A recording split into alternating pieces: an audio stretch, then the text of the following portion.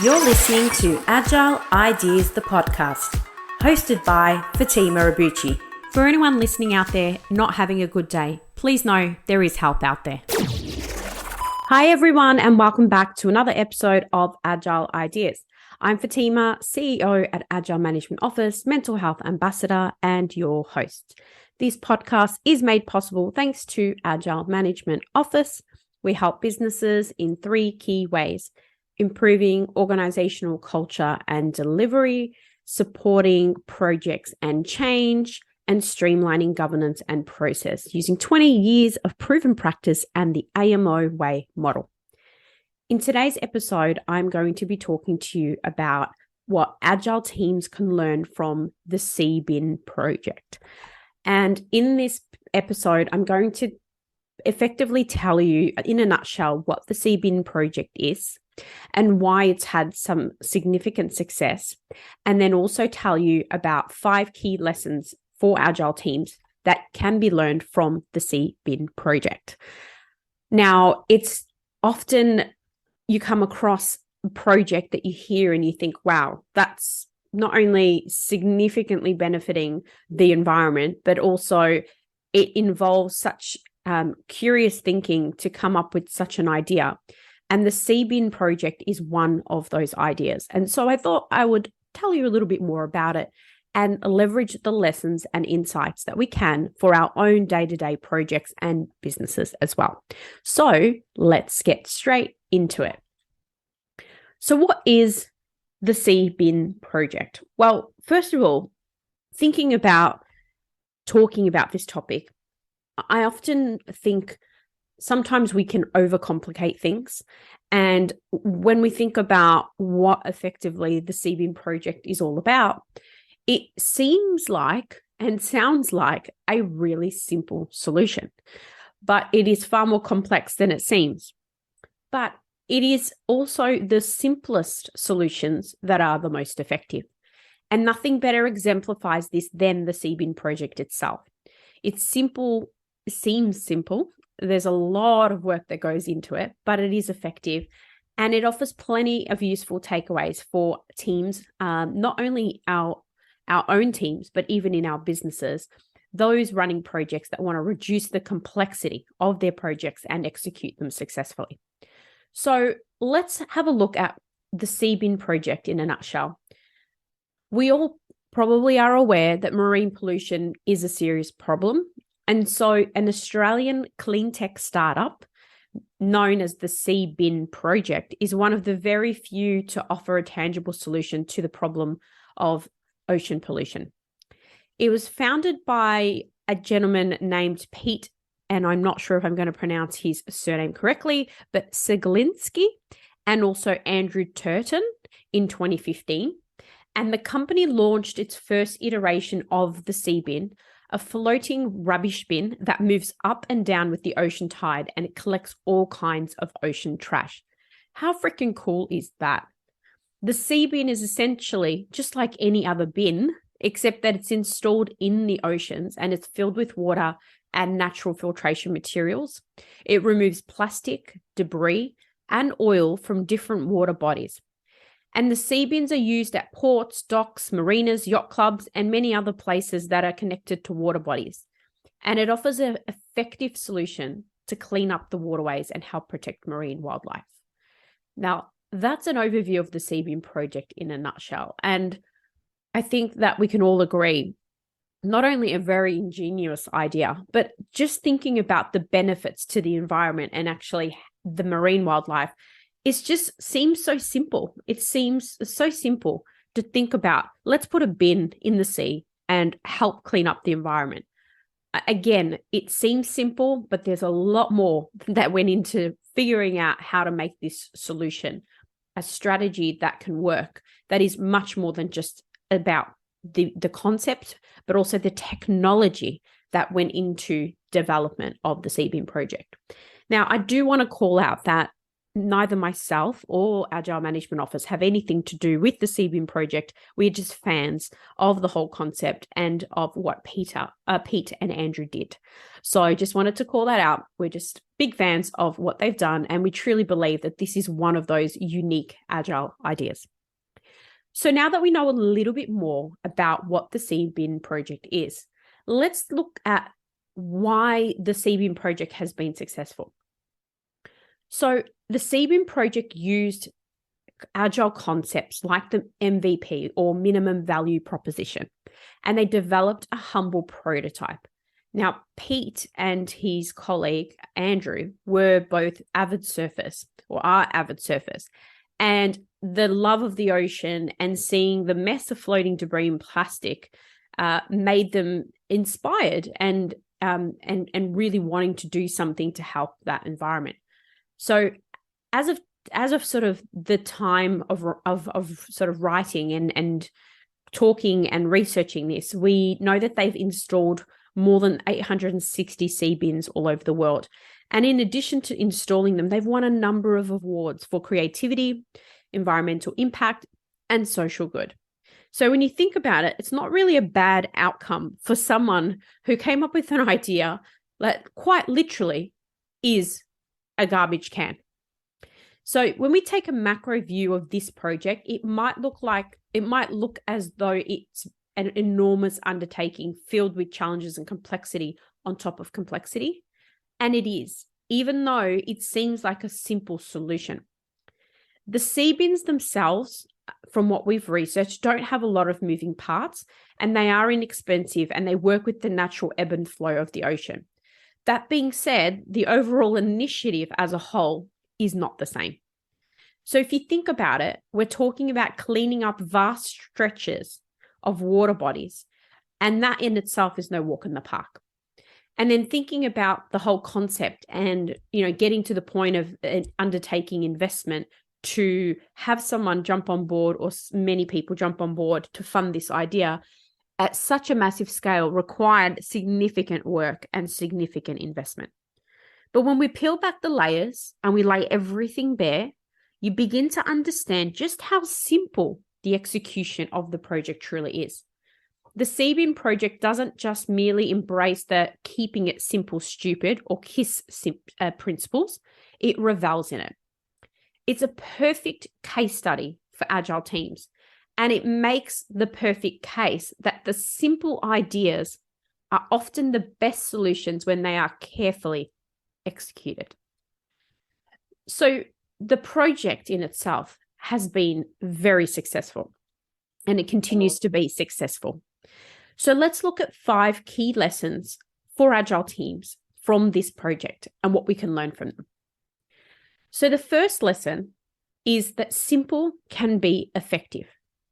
Perhaps the most important lesson to be drawn from the Seabin project's success is to never underestimate the value of simple solutions. There are no complex installations, high-tech jinxes, or fancy hardware. It's just a floating bin that collects plastic and other pollutants. And the key takeaways in this simple can be effective is that you need to always look for simple solutions first. And they themselves are easy to implement and even easier to maintain, particularly when you have a limited number of resources to start with. So when you're limited in resources, or maybe you're limited in tech knowledge, or limited in the environment, or whatever it is that is the project that you're thinking about, starting simple means you start with what you have at the time, and then you continue to move beyond that. A simple solution also means fewer complexities, and we all know that fewer complexities means fewer problems in the long run. It's also much cheaper to implement simple solutions, as they typically require less resources to start with. And then the simple solutions themselves are easiest to learn and thereby more accessible. So it means that you can get more people on board with that prototype before you actually progress any further. And thinking about it from an Agile concept perspective, in Agile, the objective is the concept of getting the fastest time to value. So you want to demonstrate as quickly as possible something of value. And if that is starting with a simple solution, then you're well on your way. Referencing a quote from the Seabin Project, one of the things that they specifically called out is that they didn't set out, starting with their quote, so open quote, we didn't set out with the game plan other than putting a trash can in the water. We didn't know the above points until we sat down and reviewed what we do and why we do it. Just now, end quote.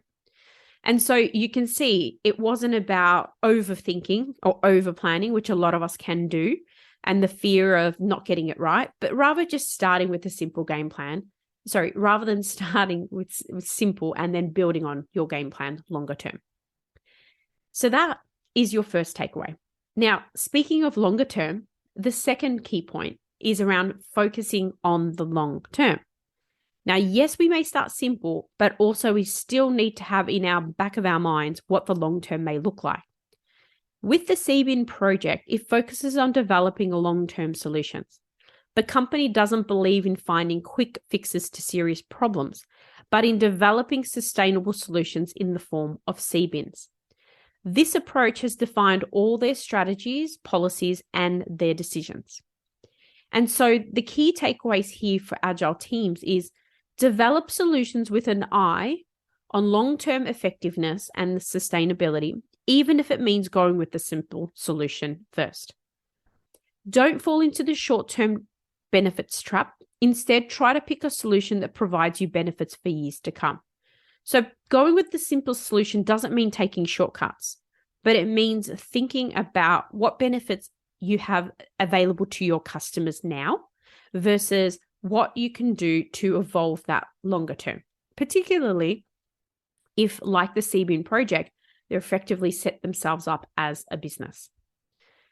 Take a holistic view of the situation when choosing a solution. So take everything into account, your budget, your team, your stakeholders, your clients. By considering the full picture, Agile teams will be more likely to focus on long-term results rather than just short-term goals. And we all know companies and projects that plan only a few steps ahead.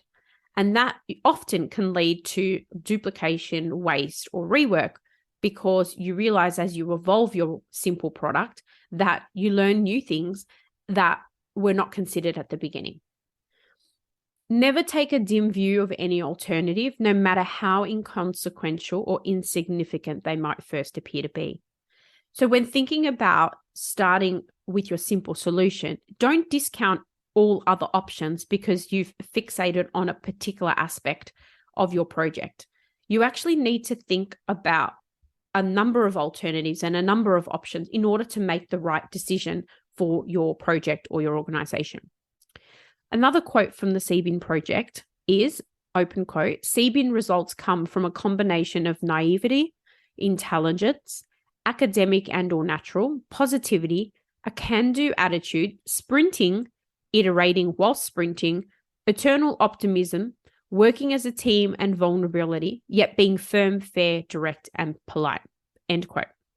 So you can see whether or not they realized they were being agile to begin with, they really lived the agile values in order to bring this concept to market. So that's your point number 2. Speaking of agile and iteration, your third lesson is iterative improvement being the best approach. The innovative trash interceptor device that they have built is now in its 5th iteration. While experts believe it to be the most effective one yet, it took Seabin more than half a decade to get there. It had a deliberate and gradual journey from being a proof of concept prototype that showed it worked to the Seabin of today that comes up with pump technology and energy efficient sensors and an advanced filtration system. Now, if they were to go back to their simple prototype early on and wait until they had what they consider a perfect solution, they wouldn't be where they are today. I mean, it took 5 years to get to this 5th iteration. So they probably would have been spending money and in large programs and projects of work, you typically run out of money before anything else. So the key takeaways here are, instead of trying to solve complex problems in broad strokes, try breaking them down in small, manageable chunks. It also prepares your team for what we know as Agile sprints. Now, the concept of Agile sprints is something that is used quite heavily in the software development lifecycle, but also software development world, but also is used in a number of other instances. And a sprint could be a week, 2 weeks, or more. It really just depends on your specific environment and adapting that to your environment. There's tremendous value in taking those small steps and making gradual improvements over time, because you can dump the part of the solutions that aren't working and add those in that are better. So let's say you're building a particular product or a software, or you're developing an event, whatever it might be. If you do it incrementally, you might learn new things in the second month that you didn't know in the first month, and therefore you adjust what you're doing as you go. Because remembering, when we think about Agile projects or Agile methodologies,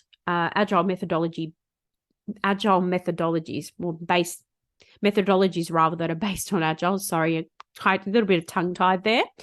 It is based on thinking about how we deliver value fastest, but also the fact that we can adjust the scope along the way. So don't be shy away from new ideas and solutions, because there are a lot of products out there that are accessible to reference when developing your own project or product. And a lot of them are based on iterative improvement, like the Seabin Project. Also, be open to experimentation and use prototyping and other techniques to test and validate your new ideas and your solutions. Effectively, when you develop a minimum value proposition or MVP in Agile, it's to prove the concept. And in a small business like ours, often we develop an MVP to prove that someone will pay for a product or a service that we plan on developing in its entirety. But rather than spending limited resources in our small business developing something completely, only to find that the market doesn't respond well to it, we're better off developing an MVP and testing that with customers. In the Seabin project, they were looking up, down, around, left, right, and also studying and trying to predict future developments and trends in technology and society. They used those insights and developments to shape a better business and impact their scaling model so that they can create a better future for next generations. They had the ability to pivot quite quickly overnight if they had to, where they found that something wasn't working. And then they understood what their own strengths and weaknesses are, and then filled in the gaps where needed. And that's really important. Don't try to be the jack of all trades. Focus on what you're really good at, and then bring others in along the way. Lesson number 4 was that only flexibility and adaptability ensures success in the long run. The Seabin Project had an iterative approach to their product development, which meant that the company was flexible and highly responsive to changing circumstances. They were always on top of new and emerging environmental changes, responding with new features and enhancements. And it's the reason why Seabins went from collecting plastic debris and cigarette butts to also collecting spilled oil, which is a development in itself. So the key takeaway here for Agile teams is that you can quickly adapt your solution and pivot your approach in order to stay ahead of the curve. And the way you do that is by embracing a continuous improvement mindset and be willing to change. We don't have space for fixed mindsets. And the reason for that is it doesn't enable us to keep up with what's going on in our environment around us.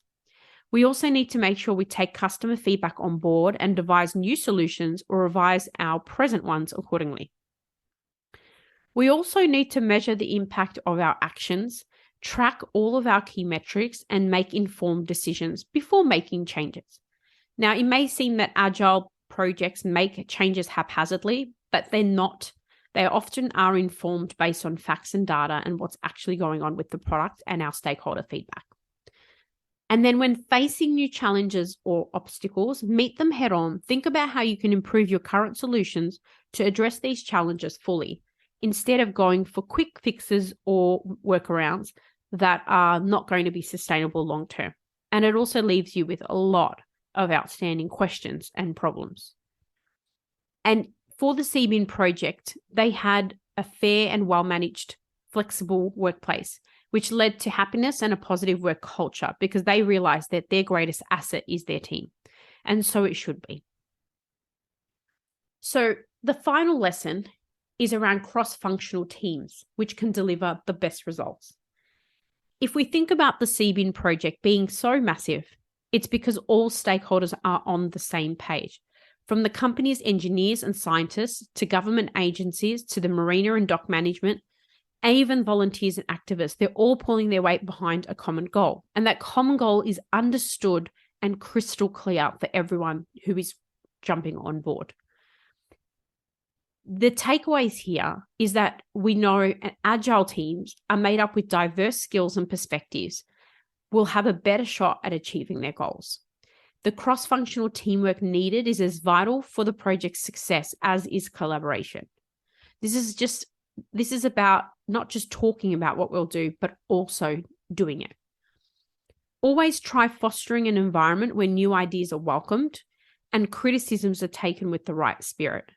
And then team members are able to speak out freely without any fear of admonishment or pushback.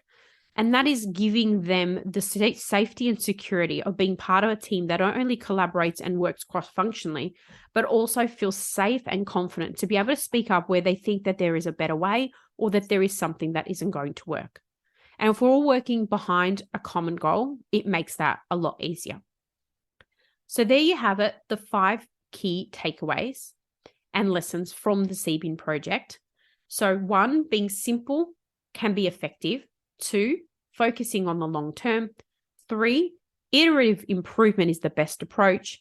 And 4, only flexibility and adaptability ensures success in the long run. And 5, cross-functional teams can deliver the best results. So I think agile teams can take a leaf out of the Seabin project's book and adopt a simple but effective solution. Flashy and complex ideas may not always be the best solutions. They can also turn into a massive liability. So instead of trying to achieve one enormous goal in one shot, how about breaking them down into smaller, more achievable goals? Sometimes simply finding new ways to adapt old ideas may be enough to solve the biggest problems. And the Seabin project proves that this is possible. So there you have it, some lessons and insights from the Seabin project. If you'd like to find out more about how Agile Management Office can help you with uplifting your project management capability and getting you on your way using Agile principles and techniques, then get in touch with us via our website or email us at contact@agilemanagementoffice.com. Until next time, thanks for listening. I've been Fatima. Thank you so much for listening to this podcast. Please share this with someone or rate it if you enjoyed it. Don't forget to follow us on social media, and to stay up to date with all things Agile ideas, go to our website www.agilemanagementoffice.com. I hope you've been able to learn, feel, or be inspired today. Until next time, what's your Agile idea?